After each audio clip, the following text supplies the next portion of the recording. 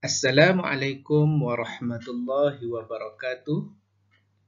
Bertemu kita dalam pendidikan Islam bahagian ibadah tahun 4 dengan tajuk Bulan Penyucian Jiwa. Sebelum daripada kita masuk kepada tajuk ini, marilah sama-sama kita melihat buku teks di muka surat 130. Muka surat 130.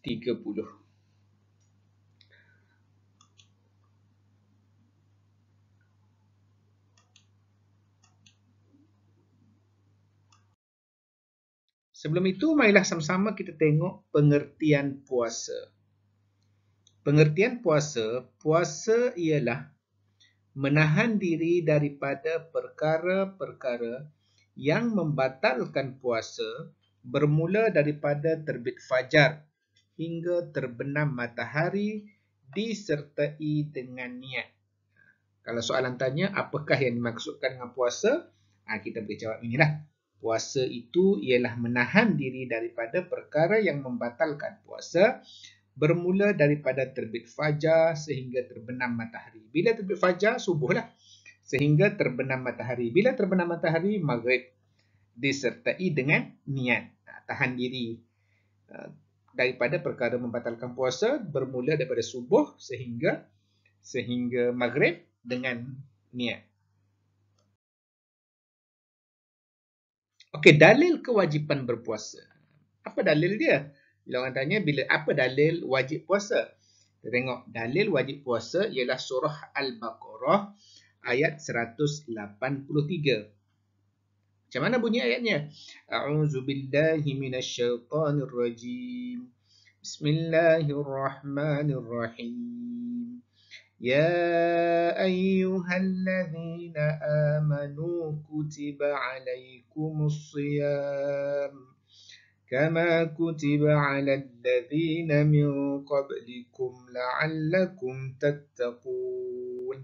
Maksudnya, wahai orang-orang yang beriman, kamu diwajibkan berpuasa sebagaimana diwajibkan atas orang-orang dahulu dari kamu, supaya kamu bertakwa. Ini dalil kewajipan berpuasa.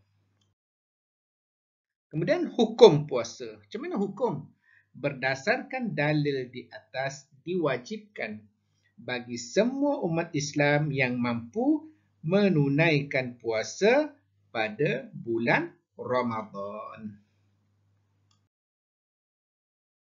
Rukun puasa. Rukun puasa ada dua. Yang pertama, niat.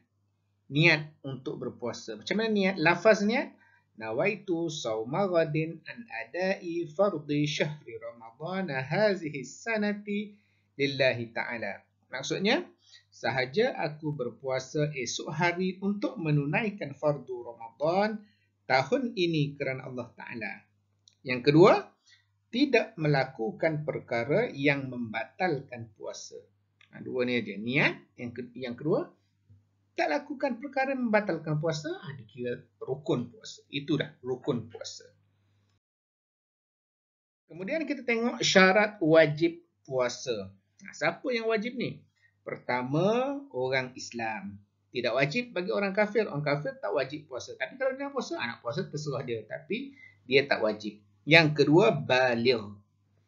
Baligh. Kanak-kanak tidak diwajibkan berpuasa. Tapi kalau kanak-kanak berpuasa, sah lah. Sah. Yang ketiga, berakal. Orang gila tidak diwajibkan berpuasa. Yang keempat, mampu. Yang ini tidak uzur, tidak sakit yang kuat. Bolehlah puasa sebab dia mampu berpuasa. Kemudian syarat sah puasa. Syarat sah puasa pertama, Islam. Orang yang bukan Islam tidak sah puasa. Dia puasa sajalah, tak sah. Yang kedua, suci daripada haid, nifas dan wiladah. Haid, nifas, wiladah ni khusus bagi wanita. Orang lelaki tak ada lah. Mana ada haid orang lelaki. Yang ketiga, berakal. Berakal ni apa dia? Berakal ni mumayyiz. Mumayyiz, tidak sah puasa orang gila, orang pingsan dan orang yang belum mumayyiz, orang belum berakal, budak-budak yang kecil yang tak tahu beza antara bersih atau tidak bersih tadi. Yang keempat, bertepatan dengan waktunya. Bila bertepatan dengan waktu, kena pada masanya. Tidak berpuasa pada hari-hari yang diharamkan berpuasa. Contohnya hari raya Aidilfitri dan hari raya Aidil Adha. Nak puasa pada hari raya memang tak boleh. Sebab itu ialah hari yang diharamkan berpuasa. Kemudian kita tengok kepada sunat-sunat puasa. Yang ada sunat-sunat puasa pula. Pertama ialah menyegerakan berbuka. Yang kedua, berdoa sebelum berbuka. Ketiga, berbuka dengan tamar. Yang empat, memberikan makanan kepada orang lain untuk berbuka puasa. Itu untuk berbuka. Kemudian, bersahur. Bersahur pun sunat. Melewatkan sahur juga. Kemudian memperbanyakkan amalan sunat seperti bertadarrus, bersedekah dan beriktikaf. Itu antara perkara-perkara sunat semasa berpuasa. Kemudian perkara yang membatalkan puasa pula ialah pertama, pengsan dan mabuk sepanjang hari. Gila walaupun sekejap. Tiba-tiba hari itu gila. Batal lah puasa dia. Yang kedua, haid, nifas dan wiladah. Ini khusus untuk orang perempuan. Haid ini darah yang keluar daripada orang perempuan. Orang perempuan tahulah tiap-tiap bulan dia ada haid. Nifas ini darah selepas beranak. Wiladah ini ialah beranak itu sendiri. Beranak sama ada keluar darah atau tidak, tapi keluar bayi itu dikira wiladah, itu ialah wiladah dan dia membatalkan puasa. Perkara yang membatalkan puasa juga ialah muntah dengan sengaja. Dengan sengaja tu maknanya berpuasa tiba-tiba dia korek leher dia, anak tekak dia korek, kemudian keluarlah sesuatu daripada muntah, daripada mulut dia, daripada perut dia, batal puasa. Kemudian yang seterusnya ialah berjima' pada siang hari. Ini untuk orang berkahwin ataupun orang tak berkahwin lah, berzina ke apa semua. Dia berzina antara lelaki dengan perempuan, berjima' pada siang hari pada bulan Ramadan, puasa tapi berjima'. Batal puasa. Kemudian perkara yang membatalkan puasa juga ialah mengeluarkan air mani dengan sengaja. Mengeluarkan air mani ni macam mana? Iaitu dia berusaha mengeluarkan air maninya, sama ada dia terlampau syok ke, terlampau nak keluarkan apa ni tengok benda-benda lucuh ke, akhirnya dia keluarkan air mani. Keluarkan air mani ni juga menyebabkan puasanya batal. Seterusnya ialah murtad. Murtad ini apa? Murtad ni ialah keluar daripada agama Islam. Wal'iyazubillah, minta jauh daripada Allah Subhanahu wa taala. Kemudian perkara yang membatalkan puasa juga ialah memasukkan sesuatu melalui rongga terbuka, sama ada makan, minum dan sebagainya. Masukkan apa dia? Ikut telinga, ikut mulut, ikut hidung. Masukkan sesuatu ataupun kita makan, minum. Itu memang confirm lah. Itu batalkan puasa. Kemudian kita tengok kepada kepentingan berpuasa Ramadan. Apa dia kepentingan puasa Ramadan? Pertama, kita dari segi rohani. Dari segi rohani, mendekatkan diri kepada Allah. Dengan puasa, orang jadi dekat dengan Allah. Orang yang sebelum bulan Ramadan tak pernah pergi semayang masjid, pergi masjid. Tak pernah semayang, pergi semayang. Tak pernah baca Quran, pergi baca Quran. Yang kedua, melatih diri agar bersifat amanah, ikhlas dan sabar. Dengan puasa, jadi apa kita ni? Jadi amanah dengan Allah. Macam mana amanah? Amanah boleh saja kita sambil-sambil mandi minum air, tapi kita tak minum. Sebab apa kita tak minum? Sebab kita puasa, kita takut kepada Allah. Ikhlas. Ikhlas kita puasa walaupun kita berkomor masa ambil semayang, tapi kita buang air tu, kita buang semua. Kita ikhlaskan Allah Subhanahu Wa Taala walaupun kita masa tu dahaga. Tapi kita buang air tu. Sebab apa? Sebab kita ikhlas puasa kita tu kerana Allah. Dan kita sabar walaupun kita masa tu lapar, walaupun masa tu kita letih.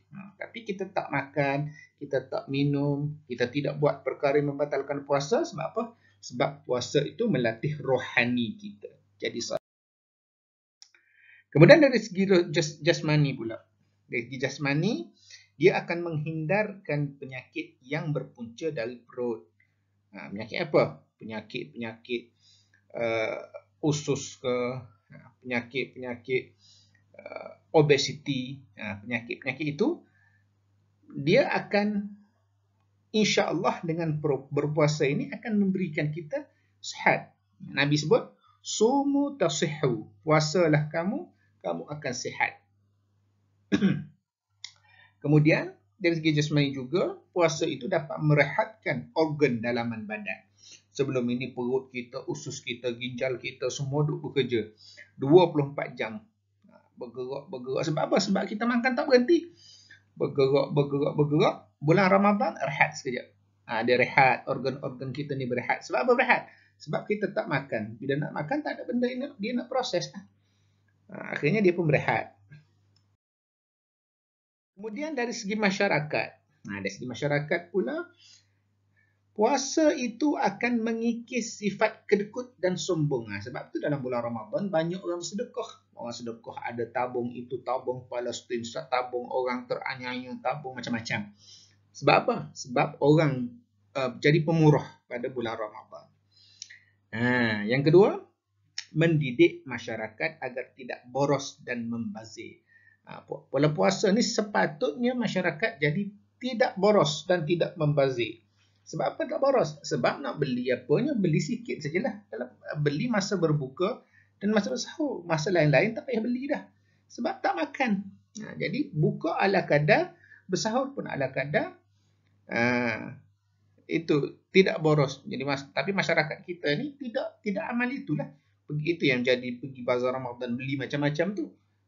Sepatutnya ialah kita tidak boros dan tidak membazir. Seterusnya, menyemai perasaan kasih sayang sesama manusia. Sebab tu berlaku bulan Ramadan, kita buat kuih onde-onde bagi kepada jiran bagi kepada kita pengak pisang. Bagi-bagi tu. Ataupun kita pun tengok orang miskin di tepi jalan, kita bagi sedekah. Hasil apa tu? Hasil tarbiyah Ramadan. Itu yang berlaku sepatutnya dalam bulan Ramadan. Okey, itu saja pelajaran kita pada hari ini. Kita tengok soalan di bawah dan kita jawab insya-Allah. Sekian, wabillahi taufiq wal hidayah. Assalamualaikum warahmatullahi